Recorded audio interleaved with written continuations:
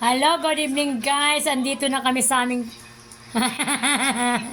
Kilala niyo to? Ito si isang sikat na vlogger na si Junior sa video. Ayan, oh.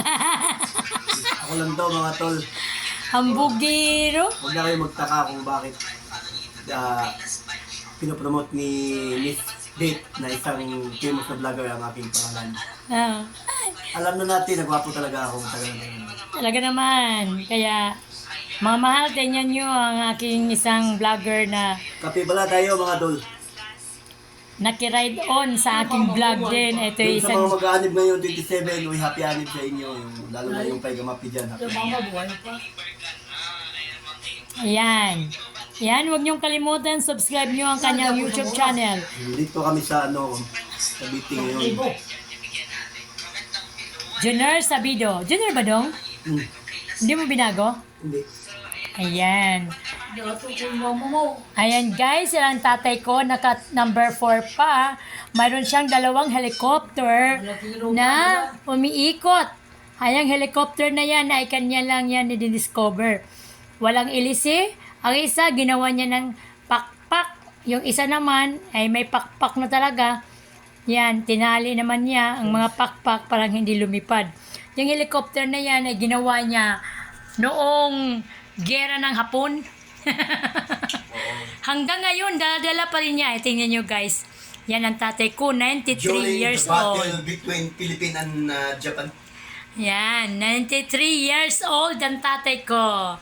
Tingnan nyo, may ginawa siyang electric fan na tinali lang niya ng mga cordon. At saka yung electric fan sa baba, tinali lang din niya sa isang tubo na stainless. Ayan. Ayan, may bike siyang ginawa, guys. Ayan, oh.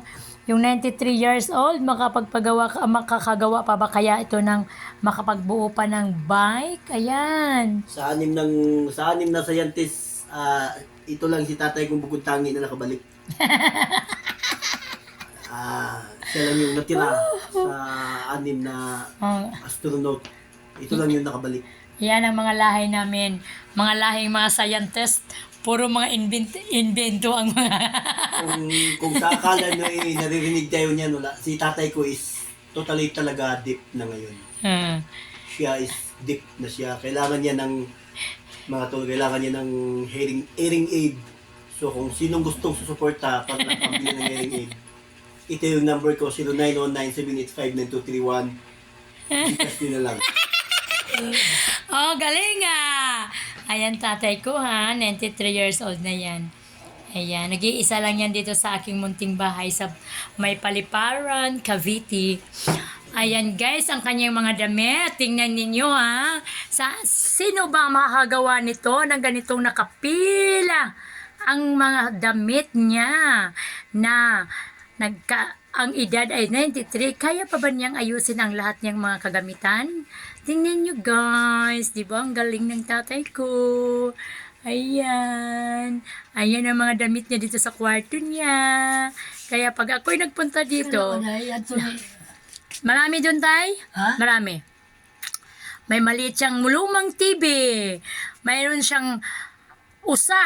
Ano ba to? Usa? May salamin yung usa niya. Oh, nakasalamin na.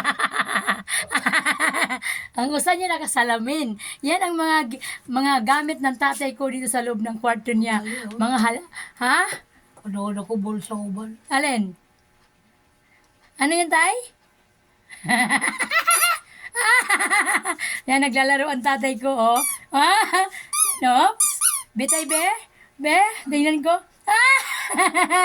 Ayan, nilalaro ng tatay ko, oh. Daga. Yan ang daga, nilagay niya sa bulsa. Tingnan niyo yung daga. Ayan yung daga nilagay niya sa kanyang bulsa. Daga kay nanool. Pinatutunog niya yung daga. Ayan ang daga niya.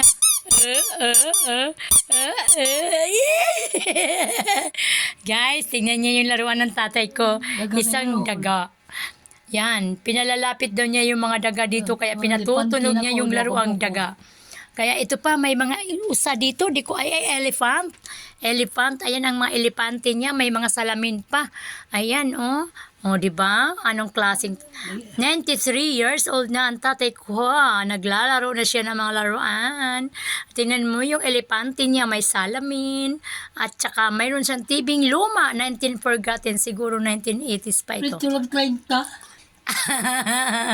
Ang ganyang daga. Ayan, no? Nawa ako sa laming bago. Sabi niya, nilalaro niya. Ha? Ako sa laming bago, nawa. Salamin bago. Kaya guys, nakakatuwa, di ba? Ngayon lang ako nakakita ng 93 years old. Marunong pang maglinis sa loob ng kwarto niya. Nakapila, nakahanger, nakatupi ang kanyang mga pantalon. Ayan guys, ang mga pantalon ng tatay ko nakapila. At nandito yung kanyang mga mga t-shirts, mga polo, at mga jackets. Ayan ang mga jackets ng tatay ko. Nakahanger lahat yan. Ayan ha. Wala kayo sa tatay ko. Yan ang tatay ko, 93 years old, na marunong maglinis ng kanyang sariling kwarto. Ako talaga sa loob. 93 years old Ako na. talaga, sige gagi-agi. Bisaya nga lang ang tatay ko, pero naintindihan nyo yan. Ayan, ayan, Datag ayan. na pinaskuhan doon. Pinaskuhan daw, may pamasko daw siya.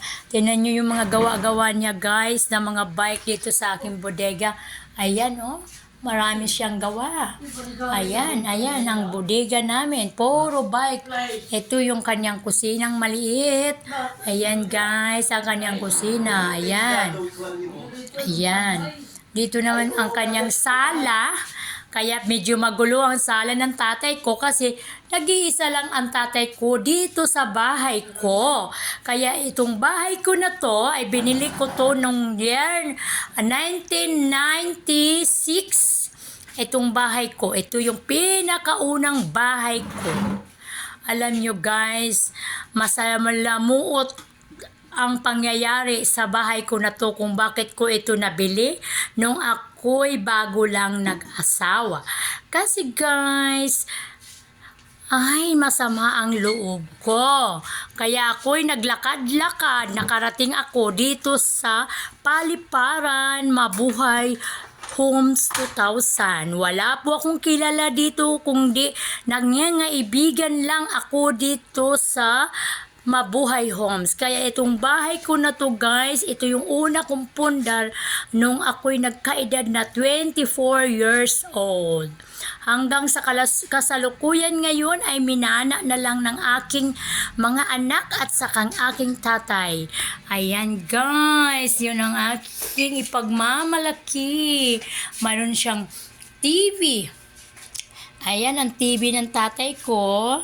Mayroon din siyang sofa, kaya lang yung sofa pinatayo niya. Mayroon siyang sopang isa dito na kanyang pinahiga. Dito daw siya natutulog kapag mainit at nalulungkot siya. Kaya ito yung sofa niya. Ayan. Ayan ang sofa niya kapag siya ay nalulungkot.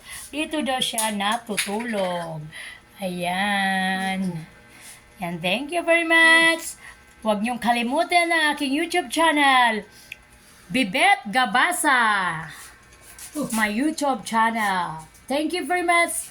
Please like, share, and comments. Thank you very much. Thank you very much. Bibet Gabasa, my YouTube channel.